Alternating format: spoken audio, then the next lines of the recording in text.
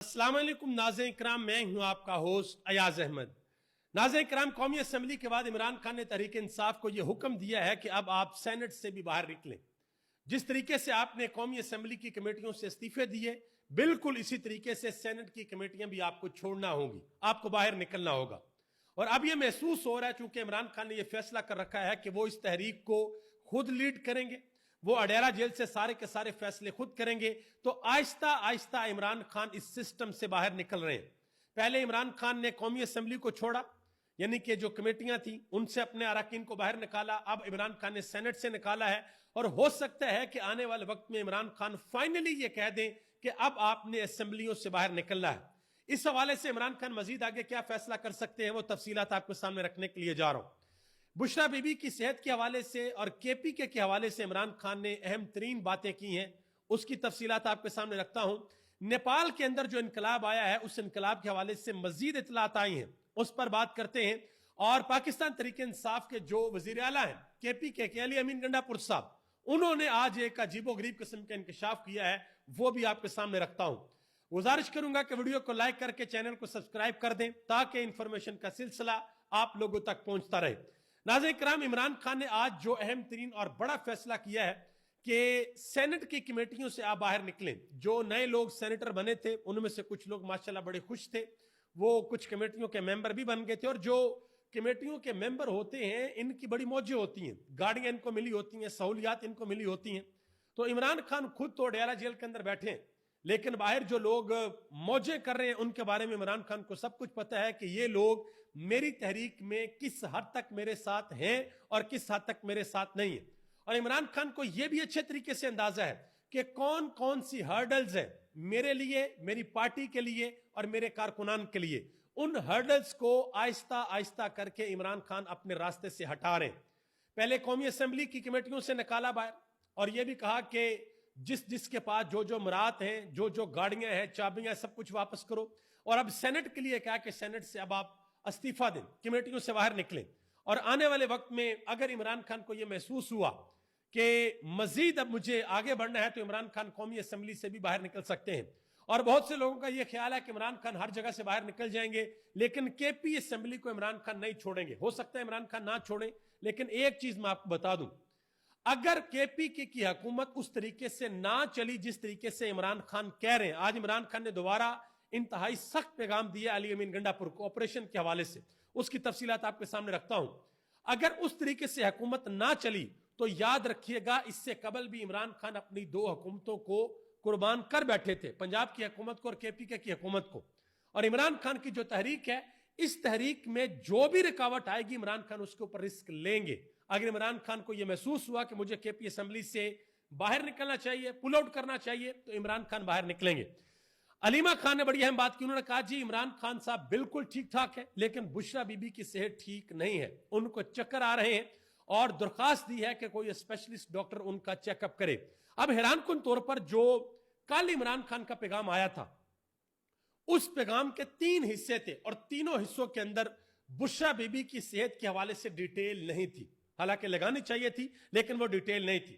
عمران خان نے آج یہ بھی کہا کہ ہمیشہ میں نے فیصلے میرٹ کے اوپر کیے ہیں، 10 سال کرکٹ کا کپتان رہا، شوکت خانم ہسپتال بنایا، نمل یونیورسٹی بنائی، کبھی بھی میرٹ کی خلاف ورزی نہیں کی، لوگوں کو جہاں پر بھی لگایا میرٹ کے اوپر لگایا۔ عمران خان نے آج راولپنڈی کے کمشنر چٹھا صاحب، ان کا ذکر بھی کیا۔ عمران خان نے کہا کہ کدھر گیا وہ راولپنڈی کا کمشنر جس نے کہا تھا کہ تحریک انصاف 50-50 ہزار کی ووٹوں سے جیتی ہوئی تھی، لیکن ہم نے ان کو ہروا دیا، یعنی کہ تحریک انصاف کو ہروا دیا۔ عمران خان نے کہا کہ انہوں نے کہا کہ لیاقت چٹھا کا دماغ خراب ہو گیا ہے، اس کا دماغ خراب ہی ہونا تھا کیونکہ اس کا ضمیر جاگ گیا تھا، یہ عمران خان نے کہا۔ انہوں نے کہا کہ آج یہ میڈیا سوال کیوں نہیں کرتا کہ وہ لیاقت چٹھا صاحب کدھر ہے، منظر آپ سے غائب کیوں ہو گئے ہیں، جن کے بارے میں کہا گیا کہ ان کا دماغ ان کا خراب ہو گیا ہے۔ مزید آگے آج عمران خان نے آج یہ بھی کہا کہ جس وقت 9 مئی ہوا تو راتوں رات انہوں نے کس طریقے سے ڈیسائیڈ کر لیا کہ 10,000 بندوں کو گرفتار کرنا ہے، اور 10,000 بندوں کو گرفتار بھی کر لیا۔ عمران خان نے کہا کہ سارا کچھ پلان پہلے کیا گیا تھا، اور جنہوں نے CCTV فوٹیج چرائی ہے انہوں نے ہی 9 مئی کا واقعہ کروایا ہے۔ مزید عمران خان آج سخت پریشان تھے خیبر پختونخوا میں ہونے والے آپریشن کے حوالے سے۔ انہوں نے آج ایک مرتبہ پھر کہا ہے کہ خیبر پختونخوا کے اندر آپریشن نہیں ہونا چاہیے. اس سے صوبے کے اندر جو پولیس اور عوام ہے ان کو بہت نقصان پہنچ رہا ہے. ہمارے عوام شہید ہو رہے ہیں, ہماری پولیس شہید ہو رہی ہیں, ہماری فورسز کو بھی نقصان پہنچ رہا ہے. عمران خان نے کہا کہ آپریشن سے دہشت گردی کم نہیں ہوتی بلکہ زیادہ ہوتی ہے. اور آج حیران کن طور پر جو کے پی اسمبلی کے اسپیکر ہیں بابر سلیم سواتی, انہوں نے سب کے سامنے یہ مان لیا ہے کہ آپریشن ہو رہا ہے. اب علی امین گنڈا پور صاحب ان کے جو ترجمان ہیں وہ تو اس بات کو نہیں مان رہے کہ آپریشن ہو رہا ہے یا نہیں ہو رہا. اس حوالے سے جو عاطف خان صاحب ہیں انہوں نے بڑا واضح طور پر کہا, انہوں نے کہا جی اگر علی امین گنڈا پور کی کوئی مجبوری ہے تو ان کو چاہیے کہ وہ اڈیالہ جیل جائیں اور جا کر عمران خان کو اپنی مجبوری کے بارے میں بتائیں کہ یہ میری مجبوری ہے. جو کام آپ اڈیالہ جیل کے اندر سے مجھے کرنے کے لیے کہتے ہیں میں اس وجہ سے وہ کام نہیں کر سکتا. یہ علی امین گنڈا پور کو عمران خان کو جا کر بتانا چاہیے. اور آج علی امین گنڈا پور نے ایک بڑا حیران کن انکشاف کیا. انہوں نے کہا جی 9 مئی کے بعد سے میرا پاسپورٹ بلاک ہے اور ابھی تک بحال نہیں ہوا, مگر میں افغانستان بغیر پاسپورٹ کے بھی چلا جاؤں گا. عمران خان نے کہا اندر سے کہ علی امین گنڈا پور جائیں افغانستان یا وفد وہاں پر بھیجیں. تو علی امین گنڈا پور صاحب کو مجھے تو خیر چیز کی سمجھ نہیں آئی. پاسپورٹ اگر بلاک ہے تو آپ کو عدالت جانا چاہیے تھا, وہاں سے آپ کا پاسپورٹ ان بلاک ہو جاتا ہے. انہوں نے کہا جی میں نے نئے کے لیے درخواست دی ہے لیکن ابھی تک نہیں بنا. تو یہ بڑی حیران کن چیز ہے کہ 2 سال گزر گئے اور ابھی تک پاسپورٹ والی چیز کا کسی کو پتہ ہی نہیں تھا, اور آج آپ آ کے بتا رہے ہیں کہ میرا جو پاسپورٹ ہے وہ تو بلاک ہے. آگے آ جائیں جی, نیپال کے حوالے سے بڑی اہم ترین خبریں ہیں وہ آپ کے سامنے رکھنے کے لیے جا رہا ہوں. پچھلے 2 ویلوگز کے اندر آپ کو بتا چکا ہوں کہ انقلاب آ چکا ہے نیپال کے اندر. نیپال کے چھوٹے چھوٹے بچوں نے اپنے ملک کی حکومت کا تختہ الٹ دیا, اور وجہ اس کی یہ بنی ہے کہ نیپال کی عوام یہ سمجھتی ہے کہ ان کے جو حکمران ہیں وہ کرپٹ ہیں, وہ چوری کرتے ہیں, وہ عوام کا خون چوستے ہیں اور کرپشن کے پیسے سے عیاشیاں کرتے ہیں. اب جو نیپال کے وزیر اعظم ہیں وہ چند دن قبل وہ چائنا کے اندر تھے, بالکل انجوائے کر رہے تھے, ریڈ کارپٹ کے اوپر ان کا استقبال ہو رہا تھا. ان کے وہم و گمان کے اندر بھی نہیں تھا کہ میرے پاس تو چند دن بچے ہیں, میرے ملک کے بچے باہر نکل کے میرا تختہ الٹ دیں گے.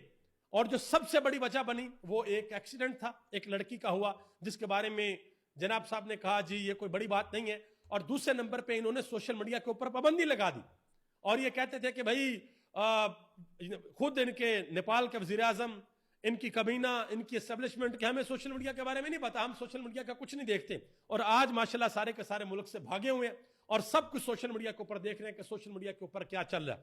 تو پاکستان کے اندر بھی, پاکستان کے سوشل میڈیا پہ بھی اس حوالے سے بہت سی باتیں ہو رہی ہیں. جب سری لنکا کے اندر یہ معاملہ ہوا تھا, انقلاب ہوا تھا, تب بھی بڑی باتیں ہوئیں. جب بنگلہ دیش کے اندر انقلاب آیا تھا تب بھی بڑی باتیں ہوئیں. انڈونیشیا کے اندر عوام نکلی, وہاں پر لوگوں نے رجسٹرز دکھائی, تب بھی بڑی باتیں ہوئی, اور آج بھی بڑی باتیں ہو رہی ہیں. اور لوگ یہ کہہ رہے ہیں کہ کیا پاکستان کے اندر بھی اس طرح کا انقلاب آ سکتا ہے. پاکستان نہیں, دنیا کا کوئی بھی ملک جہاں پر عوام کا جینا محال کر دیا جائے, جہاں پر عوام کا سانس گھونٹ دیا جائے, وہاں پر پھر ایک نہ ایک دن جو عوامی طاقت ہے وہ سڑکوں کے اوپر آ جاتی ہے اور پھر وہ اپنی بات منوا کے رہتی ہے, پھر وہ لوگ پیچھے نہیں ہٹتے. اور اس کی بہت سی مثالیں ہمارے سامنے موجود ہیں, سری لنکا, بنگلہ دیش, انڈونیشیا اور اب نیپال. آگے آ جائیں جی, یہ جو واقعہ ہوا تھا 2 دن قبل اڈیالہ جیل کے باہر طیب بلوچ والا, اس حوالے سے نعیم حیدر پنجوتا میڈیا چینلز کے اوپر جا رہے ہیں اور بڑی دلیری کے ساتھ اپنے موقف کے اوپر کھڑے ہیں. انہوں نے 92 نیوز چینل کے اوپر, طیب بلوچ بھی اسی پروگرام کے اندر بیٹھے ہوئے تھے, اسد اللہ خان کا پروگرام تھا. تو نعیم حیدر پنجوتا نے کہا کہ اسد اللہ صاحب آپ مجھ سے جتنے مرضی سخت سوالات کریں میں آپ کو جواب دوں گا, لیکن گالیاں اور بدتمیزی اور بدماشی کا حق کسی کو حاصل نہیں ہے. ہمیں کوئی کہے کہ تمہاری اوقات کیا ہے تو میں آگے سے کیا کہوں گا کہ آپ کا شکریہ. انہوں نے کہا کہ ہم بھی پھر آگے سے بات کریں گے, جواب دیں گے. انہوں نے کہا جی میں نے یہ ضرور کہا تھا کہ تم نے یہ نہیں کرنا, میں نے سخت الفاظ کا استعمال ضرور کیا تھا, لیکن میں نے یہ نہیں کہا تھا کہ اس کو پر تشدد کرو.